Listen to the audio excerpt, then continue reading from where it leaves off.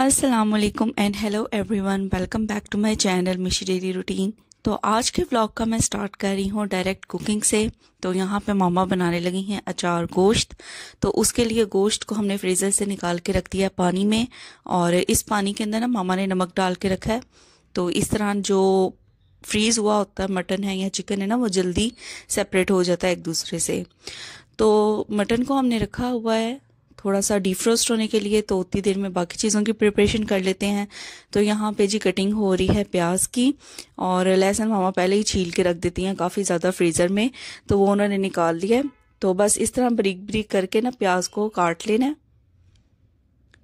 और उसके बाद जो मटन है ना वो हो गया था डिफ्रोस्ट, तो उसको एक दफ़ा अच्छी तरह से ना वॉश कर लेंगे, ताकि जो ब्लड रिमेनिंग रह जाता है ना मटन के अंदर वो भी निकल जाए। तो बस अच्छी तरह से वॉश करने के बाद डायरेक्ट इसको ना प्रेशर कुकर में ऐड करते जाना है। अच्छा, ज़्यादातर ना वैसे लड़कियों को तो चिकन की कढ़ाई, चिकन अचार ज़्यादा पसंद होता है, लेकिन मटन का भी अपना ही टेस्ट होता है। मैंने बहुत कम वैसे खाती हूँ मटन अचारी या मटन की कोई भी चीज़, तो लेकिन ये इतना टेस्टी और इतने मज़े का बना था ना कि लिटरली बहुत ही ज़्यादा ना फ्लेवरफुल था। लड़कियां तो वैसे भी पता शौकीन होती हैं, चिकन की आइटम्स को ज़्यादा लाइक करती हैं, मटन या बीफ ज़रा कम ही खाती हैं। लेकिन मामा ने बहुत मज़े का बनाया था। अच्छा जी, सारा मटन हमने प्रेशर में डाल दिया है और इसके अंदर डाल दिया है थोड़ा सा पानी, और साथ ही इसके अंदर हम डाल देंगे जो हमने प्याज और लहसुन छील के रखा था ना, वो इसके अंदर ऐड कर देना है।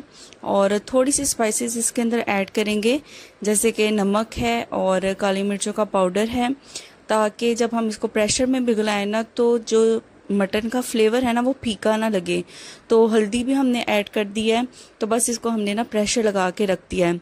तो साथ ही हम जो टमाटर है ना उनका छिलका रिमूव कर लेंगे, और इस तरह इजी रह जाता है। अगर आप पहले भी छिलका रिमूव कर लेना तो इजी रह जाता है, आपको फिर बार बार हंडिया के अंदर से छिलके रिमूव नहीं करने पड़ते। तो इनको बस हम इस तरह से कट कर लेंगे छोटे छोटे क्यूब्स में।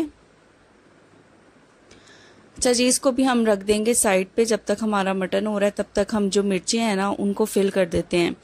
तो फिलिंग हम किससे कर रहे हैं, जो अचार गोश्त का जो पैकेट आता है ना, आप नेशनल वालों का यूज़ कर रहे हैं या शान वालों का यूज़ कर रहे हैं, तो उसी मसाले की ना आपने मिर्चों के अंदर ना फिलिंग कर देनी है।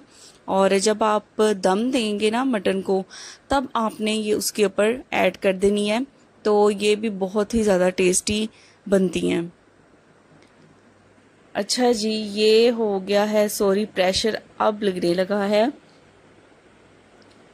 तो ये प्रेशर लगा के ना रख देंगे हम जब तक कि मटन सॉफ्ट हो जाए। और साथ ही इतने मज़े की बारिश स्टार्ट हो गई, तो मैंने कहा चलें जब तक मामा प्रेशर लगा के रखती हैं मटन को, तो ऊपर आके ज़रा मौसम इंजॉय कर लेते हैं।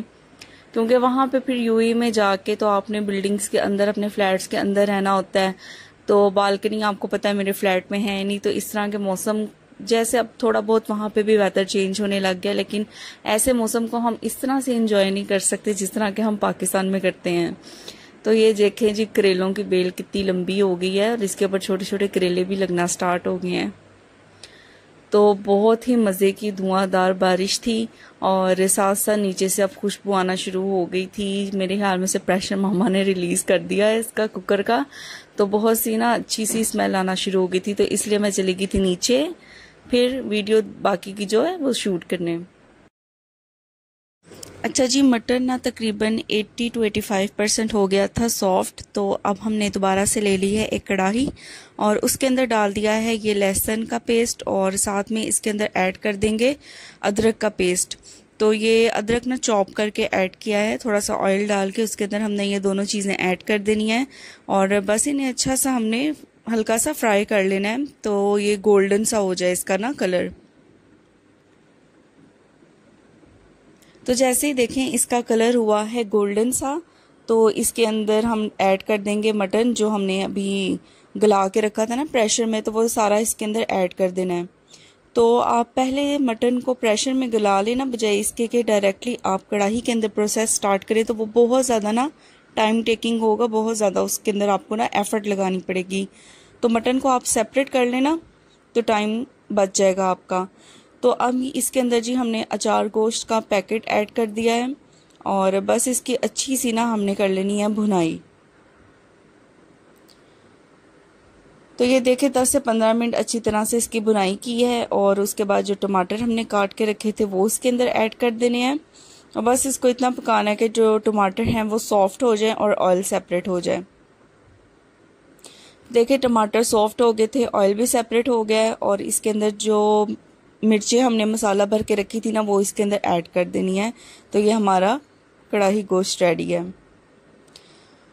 तो उसके बाद जी शाम में मैं आ गई थी अपने दूसरे घर में और यहाँ पे थोड़ी सी फिर मैंने वीडियो शूट की। तो यहाँ पे बस जो थोड़ी बहुत ना डेली की जो एक रूटीन है वो भी मैं आपसे शेयर कर रही हूँ। तो यहाँ पे बनने लगा था जी आज अरवी गोश्त और ये देखें जी यहाँ पे कटिंग हो रही है अरवी की। तो फिर थोड़ी सी मैंने कहा मैं कट कर देती हूँ। बिल्कुल ऑपोजिट एक माहौल होता है ना, वहाँ पे आपकी रूटीन आपकी लाइफ किसी और तरीके से चल रही होती है, लेकिन जैसे ही आप जाहिर है अपनी कंट्री में वापस आते हैं, जिस भी कंट्री से आप बिलोंग करते हैं वहाँ का सेटअप वहाँ की लाइफ बिल्कुल डिफरेंट होती है। तो फिर उसके अकॉर्डिंग वीडियो शूट करना वो बिल्कुल एक ऐसे लगता है कि जैसे बिल्कुल ना एक ऑपोजिट वर्ल्ड आप दिखा रहे हैं।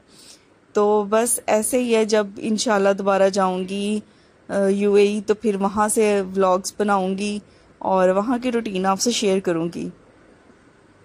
तो ये देखें जी यहाँ पे इतने ज़्यादा प्लांट्स लगे हुए हैं, पूरा एक ना मिनी समझ लें गार्डन है यहाँ पे आपको जो दूसरे फ्लावरिंग प्लांट्स होंगे वो भी देखने को मिलेंगे। यहाँ पे अमरूद भी है, केला भी है, इंजीर भी लगी हुई थी, बेलें, प्लांट्स बहुत ज़्यादा यहाँ पे, भिंडियाँ, करेले। तो इनको देख के ना, ग्रीनरी को देख के तो वैसे ही मैं हमेशा एक बात कहती हूँ कि ना दिल खुश हो जाता है।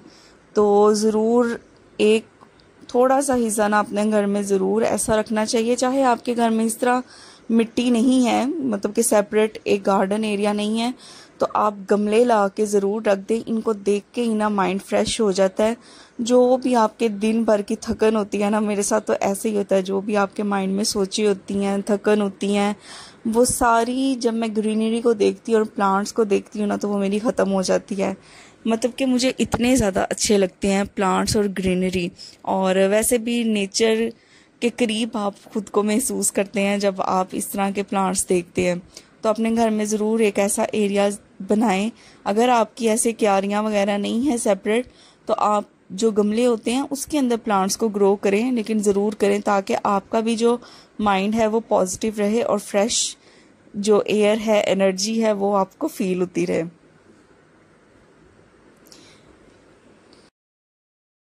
बस जी इसी तरह लाइफ चलती रहती है और इसी तरह मैं आपके साथ अपनी डेली रूटीन भी शेयर करती रहती हूँ, क्योंकि अब तो आप बिल्कुल इस तरह हैं जैसे मेरे एक फैमिली होती है, फैमिली का पार्ट बन गए हुए हैं।